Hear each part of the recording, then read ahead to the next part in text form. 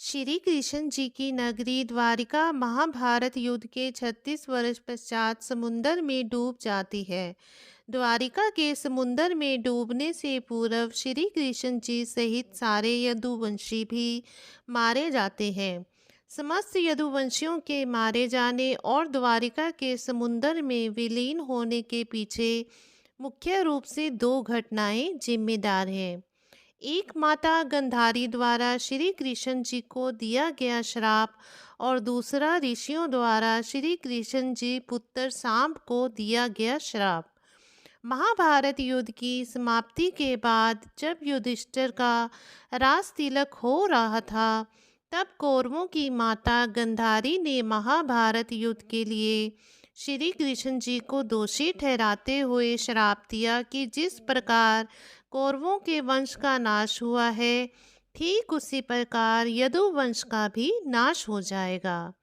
महाभारत युद्ध के बाद जब 36वां वर्ष आरंभ हुआ, तो तरह तरह के अपशकुन होने लगे।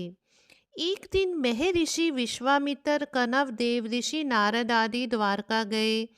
वहां यादव कुल के कुछ नवयुवकों ने उनके साथ परिहास करने का सोचा। वे श्री कृष्ण जी के पुत्र साम को स्त्री वेश में ऋषियों के पास ले गए और कहा कि ये स्त्री गर्भवती है, इसके गर्भ से क्या उत्पन्न होगा। ऋषियों ने जब देखा कि ये युवक हमारा अपमान कर रहे हैं, तो क्रोधित होकर उन्होंने श्राप दे दिया कि श्री कृष्ण जी का यह पुत्र वृक्षणी और अंधक वंशी पुरुषों का नाश करने के लिए एक लोहे का मूसल उत्पन्न करेगा, जिसके द्वारा तुम जैसे क्रूर और क्रोधी लोग अपने समस्त कुल का संहार करोगे। उस मूसल के प्रभाव से केवल श्री कृष्ण व बलराम ही बच पाएंगे। श्री कृष्ण जी को जब यह बात पता चली, तो उन्होंने कहा कि ये बात अवश्य ही सत्य साबित होगी। मुनियों के श्राप के प्रभाव से दूसरे दिन ही सांब ने मूसल उत्पन्न किया। जब यह बात राजा उग्रसेन को पता चली, तो उन्होंने उस मूसल को चुराकर समुंदर में डलवा दिया। इसके बाद राजा उग्रसेन व श्री कृष्ण जी ने नगर में घोषणा करवा दी कि आज से कोई भी वृक्षणी व अंधक वंशी अपने घर में मंदिरा तैयार नहीं करेगा। जो भी व्यक्ति छिपकर मंदिरा तैयार करेगा, उसे मृत्युदंड दिया जाएगा। घोषणा सुनकर द्वारकावासियों ने मंदिरा नहीं बनाने का निश्चय किया। इसके बाद द्वारका में भयंकर अपशकुन होने लगे। प्रतिदिन आंधी चलने लगी। चूहे इतने बढ़ गए कि मार्गों पर मनुष्यों से ज्यादा दिखाई देने लगी। वे रात में सोए हुए मनुष्यों के बाल और नाखून कुतरकर खा जाया करते थे। सारस उल्लुओं की और बकरे गीदड़ों की आवाज निकालने लगे। गायों के पेट से गधे, कुतियों से बिलाव और नेवालियों के गर्भ से चूहे पैदा होने लगे।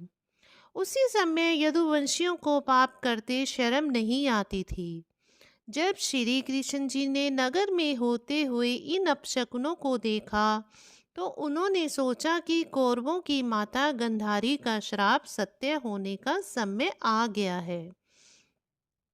इन अपशकुनों को देखकर तथा पक्ष के 13वें दिन अमावस्या का संयोग जानकर श्री कृष्ण काल की अवस्था पर विचार करने लगे। उन्होंने देखा कि इस समय वैसा ही योग बन रहा है जैसा महाभारत के युद्धधारी के श्राप को सत्य करने के उद्देश्य से श्री कृष्ण जी ने यदुवंशियों को तीर्थ यात्रा करने की आज्ञा दी। श्री कृष्ण जी की आज्ञा से सभी राजवंशी समुन्दर के तट पर प्रभास तीर्थ आकर निवास करने लगे। प्रभास तीर्थ में रहते हुए एक दिन जब अंधक व वृक्षणी वंशी आपस में बात कर रहे थे, तभी सात्यकी ने आवेश में आकर कृतवर्मा का उपहास और अनादर कर दिया। कृतवर्मा ने भी कुछ ऐसे शब्द कहे कि सात्यकी को क्रोध आ गया और उसने कृतवर्मा का वध कर दिया। यह देख अंधक वंशियों ने सात्यकी को घेर लिया और हमला कर दिया।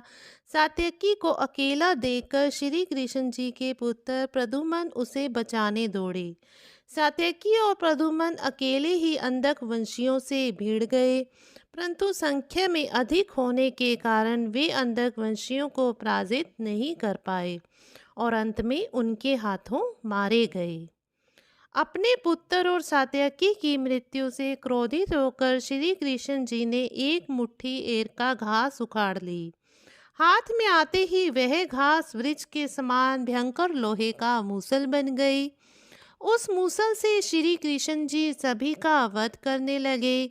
जो कोई भी वह घास उखाड़ता वह भयंकर मूसल में बदल जाती।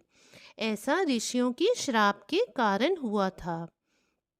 उन मूसलों के एक ही प्रहार से प्राण निकल जाते थे।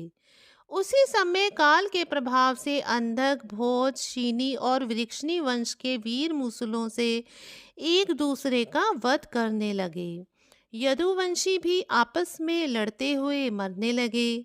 श्री कृष्ण जी के देखते ही देखते साम, चारुदेक्षण, अनिरुद्ध और गद की मृत्यु हो गई।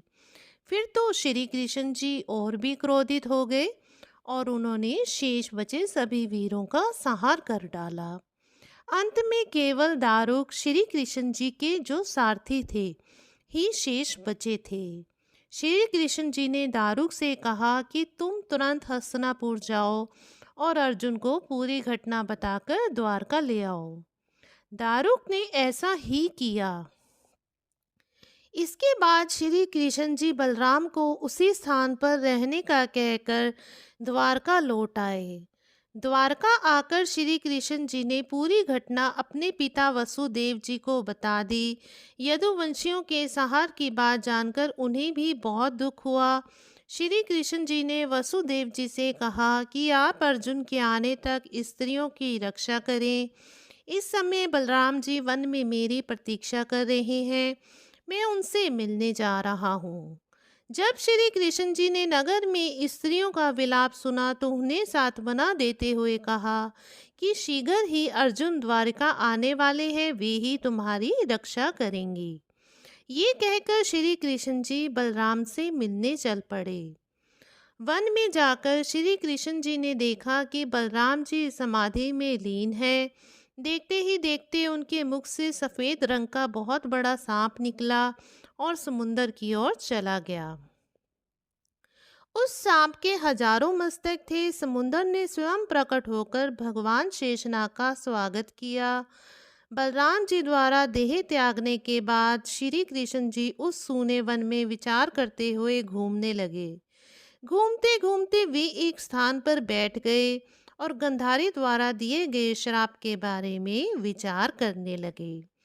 देह त्यागने की इच्छा से श्री कृष्ण जी ने अपनी इंद्रियों का संयमित किया और महायोग की अवस्था में पृथ्वी पर लेट गए।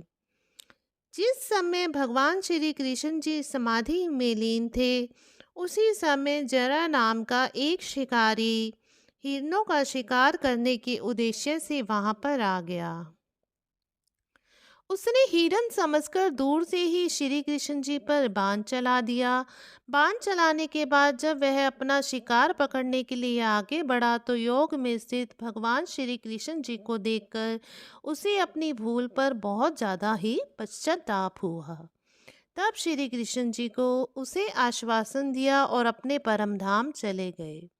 अंतरिक्ष में पहुंचने पर इंद्र, अश्विनी कुमार, रुद्र, आदित्य, वसु, मुनि आदि सभी ने भगवान का स्वागत किया।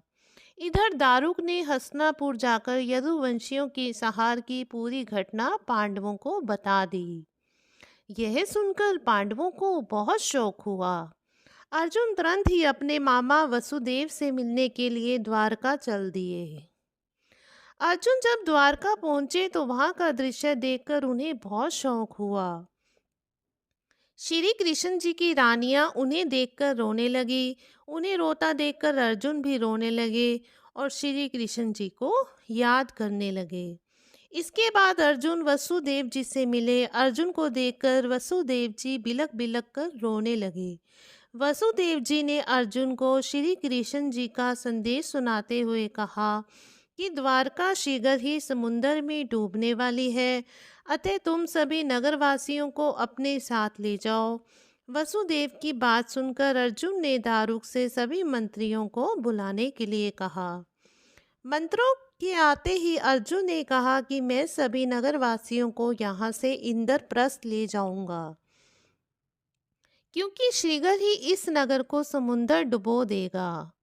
अर्जुन ने मंत्रियों से कहा कि आज से 7वें दिन सभी लोग इंद्रप्रस्थ के लिए प्रस्थान करेंगे, इसलिए आप शीघ्र ही इसके लिए तैयारियां शुरू कर दें। सभी मंत्री तुरंत अर्जुन की आज्ञा के पालन में जुट गए। अर्जुन ने वह रात श्री कृष्ण जी के महल में ही बिताई। अगली सुबह श्री कृष्ण जी के पिता वसुदेव जी ने भी प्राण त्याग दिए। अर्जुन ने विधि विधान से उनका अंतिम संस्कार किया। वसुदेव जी की पत्नी देवकी, भद्रा, रोहिणी व मद्रा भी चिता पर बैठकर सती हो गई। इसके बाद अर्जुन ने प्रभास तीर्थ में मारे गए समस्त यदुवंशियों का भी अंतिम संस्कार किया। 7वें दिन अर्जुन श्री कृष्ण जी के परिजनों तथा सभी नगरवासियों को साथ लेकर इंद्रप्रस्थ की ओर चल दिए। उन सभी के जाते ही द्वारका नगरी समुद्र में डूब गई। ये दृश्य देखकर सभी को ही बहुत बड़ा आश्चर्य हुआ।